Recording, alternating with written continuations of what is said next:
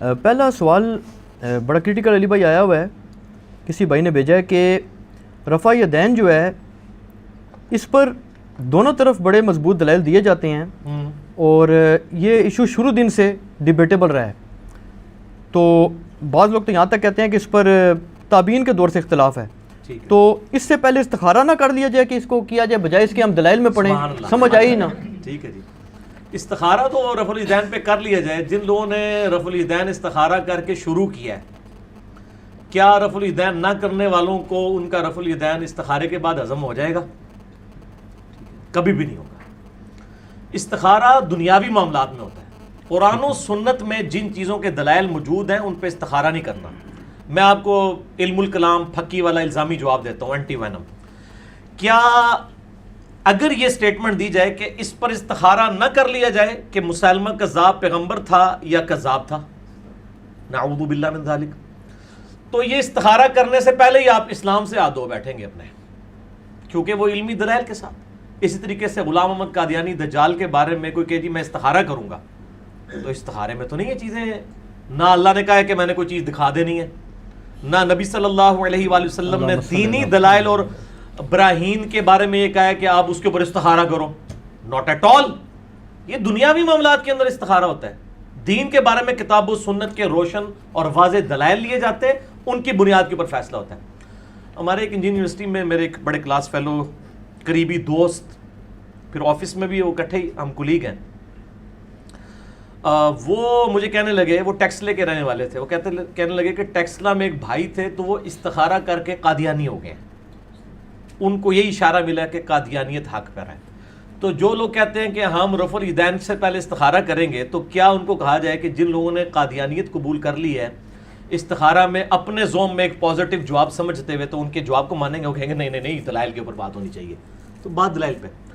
نبی صلی اللہ علیہ وآلہ وسلم نے حجۃ الوداع پہ جو خطبہ دیا ہے المستدرک للحاکم میں صحیح سند کے ساتھ، انٹرنیشنل نمبر کے مطابق کتاب العلم چیپٹر میں 318 نمبر حدیث ہے کہ میں اپنے باتوں میں دو چیزیں چھوڑ کے جا رہا ہوں، ایک اللہ کی کتاب اور دوسرے اس کے محبوب صلی اللہ علیہ وآلہ وسلم کی سنت.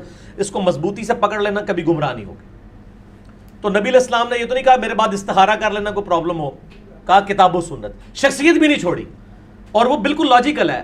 نبی علیہ السلام اگر کسی شخصیت کو چھوڑ کے جاتے تو کچھ عرصے بعد اس کا سٹیٹس بھی نبی علیہ السلام والا ہو جاتا، کیونکہ 2 سال کے بعد سیدنا ابوبکر بھی فوت ہو گئے، 10 سال کے بعد تقریباً 12 سال کے بعد سیدنا عمر بھی شہید ہو گئے، اور 25 سال کے بعد سیدنا عثمان بھی شہید، اور 30 سال کے بعد سیدنا علی بھی شہید، خلافت راشدہ ختم. اور آخری صحابی ابو طفیل عامر بن واثلہ رضی اللہ تعالیٰ عنہ 110 ہجری میں فوت ہوئے نبی علیہ السلام کی وفات کے 100 سال کے بعد. 110 ہجری کے بعد روئے عرض پہ کوئی صحابی موجود نہیں تھا. تو اگر نبی صلی اللہ علیہ وآلہ وسلم اپنے اصحاب کو اپنا اس حوالے سے چھوڑ کے جاتے نائب، تو انہوں نے بھی تو فوت ہونا تھا، ان کا سٹیٹس بھی تو وہی تھا. نبی علیہ السلام نے وہ چیز چھوڑی جو قیامت تک رہنی تھی، یعنی کتاب اللہ اور سنت. آپ نے کہیں نہیں فرمایا کہ آپ نے فلاں شخصیت کو پکڑنا ہے. غدیر خم پہ بھی فرمایا، قرآن اور اہل بیت، صحیح مسلم میں اوپر تلے 4 حدیثیں ہیں انٹرنیشنل نمبر کے مطابق 6225 سے 6228 تک. وہاں پہ بھی کہا قرآن کو پکڑو، اس میں ہدایت ہے، اس میں نور ہے، یہ اللہ کی رسی ہے، جو اس کو پکڑے گا ہدایت پہ ہوگا، جو چھوڑ دے گا گمراہ ہو جائے گا. اور دوسرا کہ اہل بیت کے بارے میں تمہیں اللہ کا خوف دلاتا ہوں کہ ان کے ساتھ حسن سلوک کرنا. ٹھیک ہے جی. نبی علیہ السلام نے استخاروں کے حوالے تو نہیں امت کو کیا دین کے معاملات میں. ہاں دنیاوی معاملات میں صحیح بخاری میں حدیث ہے کہ ابن عباس کہتے ہیں کہ نبی علیہ السلام ہمیں دعائے استخارہ اس طرح تعلیم فرماتے تھے جس طرح قرآن کی آیات، کہ ہم اپنے دنیاوی معاملات کے اندر جو ہے اللہ کی طرف رجوع کریں. دینی معاملات میں رجوع کے لیے نہیں، اس کے لیے تو آلریڈی ہمارے پاس روشن دلائل موجود ہیں. ورنہ تو ہر شخص کے لیے الگ الگ جو ہے وہ اللہ تعالیٰ نعوذ باللہ پیغمبر بھیجتا، پوری امت کے لیے ایک پیغمبر اور تعلیمات دے دی. اب استخارے کے ذریعے تو لوگ شاہ جی قادیانی بھی ہوئے ہیں، تو کیا آپ ان کی قادیانیت کو صحیح مان لیں گے؟ آپ کہیں گے نہیں، دلائل کے اوپر بات کریں. رفع الیدین کے بارے میں ان کو کیوں اتنی چڑ ہے؟ رفع الیدین پہ میرا ڈیٹیل لیکچر ہے، مسئلہ نمبر 70B. رفع الیدین سے متعلق فرقہ وارانہ نظریات کا تحقیقی جائزہ. ان کے 8 جھوٹے بہانے جو ترتیب سے ہیں کہ جی وفات تک ثابت کریں، خلفائے راشدین سے ثابت کریں، وہ گھوڑوں کی دموں والی حدیث، وہ بت رکھ کے آتے تھے، یہ ساری چیزیں میں نے 8 پوائنٹس کی شکل میں انٹلیکچوئل ترتیب کے ساتھ ایک ایک پوائنٹ کا جواب دیا. آج ہی اگر کوئی چھوڑ دے تو ہوتی ہے کہ نہیں ہوتی؟ ٹھیک ہے نا جی. نہ کرے تو کیا ہوگا؟ گناہ ہے. یہ ساری چیزیں میں نے جواب دی ہیں.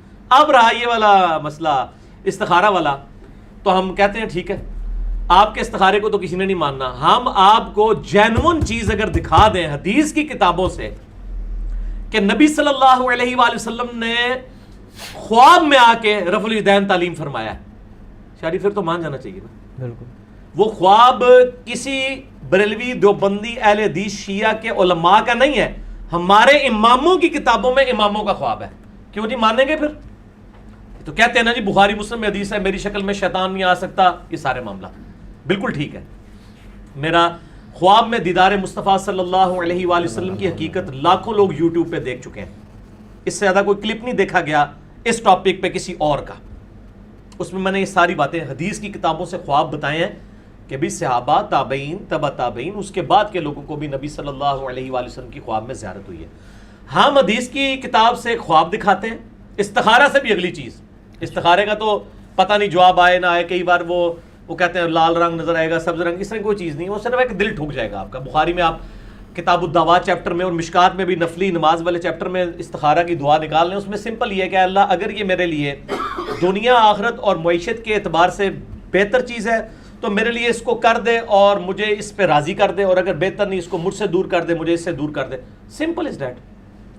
تو اگر ہم حدیث کی کتابوں سے کوئی خواب دکھا دے شاہ جی, جو نبی صلی اللہ علیہ وآلہ وسلم نے خود خواب میں آ کے رفع الیدین تعلیم کیا ہو, اور کسی ایسے بندے کو کیا ہو جو پہلے رفع الیدین نہیں کرتا تھا, پھر پیچھے گنجائش رہ جائے گی. تو خوابوں والی جتنی سرکاریں ہیں پھر ہم ان کو کہیں گے سرکار آ جاؤ میدان وچ. میرے بھائی حدیث کی اہل سنت کی چند بڑی کتابوں میں سے ایک کتاب ہے سنن دارقطنی. امام علی بن عمر, ابو الحسن علی بن عمر الدارقطنی, المتوفی 385 ہجری, 4 صدی ہجری کے اندر اہل سنت کے بڑے ائمہ میں سے ہیں. اور حدیث کی فیلڈ میں, اسماء و رجال کی فیلڈ میں جو ناقدین محدثین سمجھے جاتے ہیں نا, جنہوں نے بخاری اور مسلم کے اوپر بھی نقد کیا ہے اور پورا اس کے اوپر یعنی انالیسس کر کے انہوں نے ان کی احادیث کے اوپر حکم لگائے, ان میں سے ایک یہ بھی ہے.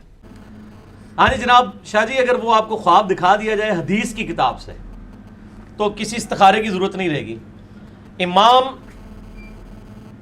ابو الحسن علی بن عمر الدارقطنی المتوفی 385 ہجری نے کتاب لکھی ہے سنن دارقطنی. 4898 احادیث کا مجموعہ ہے, آلموسٹ 5000. اس میں انہوں نے باقاعدہ نماز کے چیپٹر میں ایک رفع الیدین والا چیپٹر باندھا ہے, جس میں انہوں نے باقاعدہ ایک خواب لکھا ہے نبی صلی اللہ علیہ وآلہ وسلم کے ریفرنس سے. عثمان بھائی ذرا دارقطنی پیچھے دیکھو پئی ہوئے گی, میں دکھائی دیں ایچ ڈی کیمرے میں, کل کو یہ نہ کہ یار اس نے ایویں خواب بیان کر دیا کہیں لکھا نہیں ہوا. ہمارے پاس سنن دارقطنی پڑی ہوئی ہے, بریلویوں کا ترجمہ شبیر بدرس کا نا. اس میں جو اس کا نمبر مجھے زبانی یاد ہے کیونکہ اکثر لوگ سوال پوچھتے رہتے ہیں, اس کا نمبر ہے شبیر بدرس میں ہے نمبر 1110, ٹھیک ہے جی. اور مکتبۃ الشاملہ میں ہے 1135 انٹرنیشنل نمبر کے مطابق. یہ سنن دارقطنی ہے جی شبیر بدرس کی, سب سے بڑا پاکستان میں بریلویوں کا ادارہ ہے جو کہ احادیث کی کتابیں چھاپ رہے ہیں.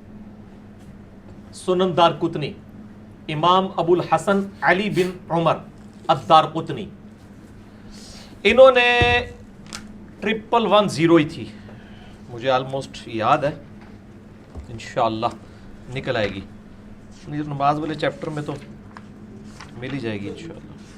1110, ہاں جی لو جی. پہلے تو یہ والے آخری اس کی عربی کور کرنی ہے, پھر اوپر سے دوسرے پیج کی اردو, اس کی عربی آخری والے کی 1110 حدیث کا نمبر ہے.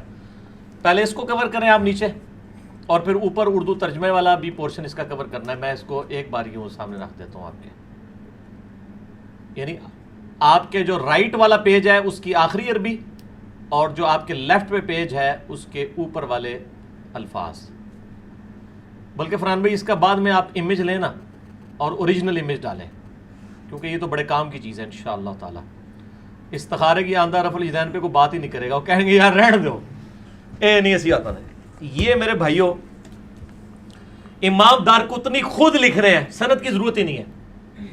کہہ رہے ہیں, کہتے ہیں کہ میں نے اپنے استاد قاضی ابو جعفر بن اسحاق کو یہ کہتے ہوئے سنا کہ پہلے میرا بھی وہی موقف تھا جو اہل عراق یعنی نجدیوں، کوفیوں اور حنفیوں کا اہل الرائے کا موقف تھا کیا کہ میں رفع یدین نہیں کرتا تھا.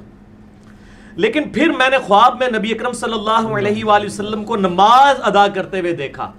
آپ صلی اللہ علیہ وآلہ وسلم اگر امت کو خواب میں آ کے کوئی بات ارشاد فرما رہے ہیں تو وہی بات ارشاد فرمائیں گے جو فائنل ہے آپ کی. میں نے آپ صلی اللہ علیہ وآلہ وسلم کو نماز پڑھتے ہوئے دیکھا. آپ صلی اللہ علیہ وآلہ وسلم نے نماز کے آغاز میں تکبیر تحریمہ کہتے ہوئے رفع الیدین کیا, پھر رکوع میں جاتے ہوئے رفع الیدین کیا, پھر رکوع سے سر اٹھاتے ہوئے رفع الیدین کیا. وہ کہتے ہیں پہلے میرا موقف دوسرا تھا, اس خواب کے بعد میں نے بھی رفع الیدین شروع کر دیا. ان جڑے استخارہ نے چکر جو اللہ دے بندے ہو, استخارہ تو چھوٹی چیز ہے. حدیث کی کتاب سن دارقطنی سے میں نے آپ کو بتا دیا, سند کی ضرورت ہی نہیں ہے. امام دارقطنی اپنے استاد سے نقل کر رہا ہے, سند نبی علیہ السلام تک تو پہنچانے کی ضرورت نہیں, خواب دیکھا ہے نا. اور آپ صلی اللہ علیہ وآلہ وسلم کو خواب میں کسی بریلوی دیوبندی اہل حدیث شیعہ نے نہیں دیکھا, بلکہ ایک حدیث کے امام ابو جعفر بن اسحاق جو استاد ہیں امام دارقطنی المتوفی 385 ہجری کے. تو انشاءاللہ آئندہ کے بعد کوئی استخارے کی بات نہیں کرے گا, تو اللہ کا نام لے کے شروع کریں. اہل سنت اہل تشیع دونوں کی کتابیں متفق ہیں کہ نبی علیہ السلام نے رکوع میں جاتے وقت, رکوع سے اٹھتے وقت ہمیشہ رفع الیدین کیا ہے. آپ کی رفع الیدین کے بغیر ایک رکعت بھی ثابت نہیں. یہ ہمارا الحمدللہ ایک علمی دعویٰ ہے. مسئلہ 70B آپ دیکھ لیں, رفع الیدین سے متعلق فرقہ وارانہ نظریات کا تحقیقی جائزہ. اور علی بھائی ان کے جو استاد ہیں یہ سکہ راوی ہیں, سکہ راوی ہیں. وہ کہتے ہیں وہ کہتے ہیں کہ مجھے جب وہ رفع الیدین کی حدیثیں لکھوایا کرتے تھے ساتھ یہ املا کرواتے تھے. یہ الفاظ موجود ہیں کہ میرا استاد مجھے املا کروایا کرتا تھا کہ پتر بھی لکھنا حال کہ منو بھی باج ہدایت ملی ہے, جس طرح اسی بھی کہنے جناب کہ سانو باج پتہ چلا ہے. ٹھیک ہے, تو سمعت القاضی ابا جعفر احمد ابن اسحاق یقول واملہ علینا, وہ کہتے تھے اور ہمیں املا کروایا کرتے تھے کہ لکھو رفع الیدین کی حدیثوں کے ساتھ, کہ میں بھی پہلے نہیں کرتا تھا, میں بھی شروع کیتا ہے. پیچھے کیا رہ گیا؟ ٹھیک ہے جی, یہ تو انشاءاللہ جب یہ کلپ چڑھے گا نا لاکھوں لوگوں تک پہنچے گا. اس کا جواب تو جی الیاس گمن صاحب سے اور عباس رضوی صاحب سے لینا بہت ضروری ہے. ہمیں کسی سے جواب لینے کی ضرورت نہیں ہے. اس کی وجہ یہ ہے کہ یہ سوال تو ہے نہیں ہے, یہ تو دلیل ہے. دلیل کا جواب نہیں ہوتا, واضح دلیل ہے.